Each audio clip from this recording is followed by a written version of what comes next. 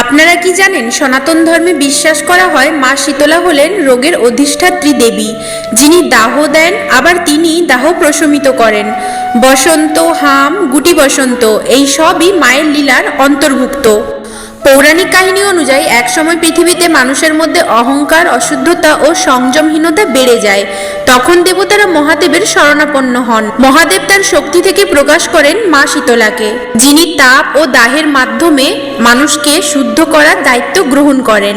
মা শীতলা গাধার পিঠে চড়ে গ্রাম থেকে গ্রামে ভ্রমণ করেন। তার এক হাতে থাকে ঝাঁটা, আর এক হাতে থাকে জলের কলস।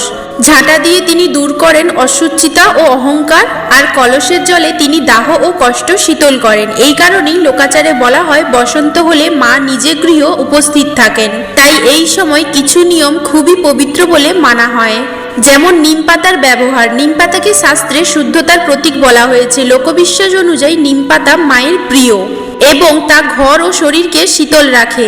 তাই রোগীর পাশে বা ঘরে নিম পাতা রাখা হয়। ঝাল ও গরম খাবার বর্জন। এই সময় ঝাল, গরম, তেলে ভাজা খাবার সম্পূর্ণভাবে ত্যাগ করা হয়, কারণ বিশ্বাস করা হয় মা শীতলা শীতল স্বভাবের, আর শীতল আহারেই তিনি সন্তুষ্ট হন। তাই দেওয়া হয় সাধারণ ভাত, জল, হালকা শীতল আহার। এটাই মায়ের প্রতি ভক্তির প্রকাশ।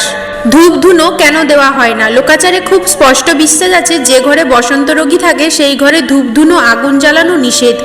কারণ বলা হয় মা শীতলা আগুন ও উত্তাপ পছন্দ করেন না। রোগীর বিছানায় ধূপ দিলে মায়ের বিশ্রামে ব্যাঘাত ঘটে। তাই বিশ্বাস বহু প্রাচীন।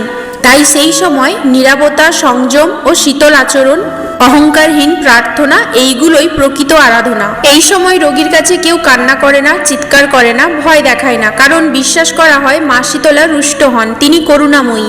সবচেয়ে বড় কথা, বসন্তকে সনাতন ধর্মে অভিশাপ নয়, শুদ্ধিকরণের লীলা বলা হয়েছে। মা কষ্ট দেন সন্তানকে শাস্তি দিতে নয়, বরং তাকে শুদ্ধ ও বিনয়ী করতে। যে ঘরে ধৈর্য থাকে, সংযম থাকে, আর মায়ের প্রতি নিঃশর্ত ভালোবাসা থাকে, সেই ঘর থেকে মা শীতলা নিজ হাত ধরেই দাহ দূর করে দেন।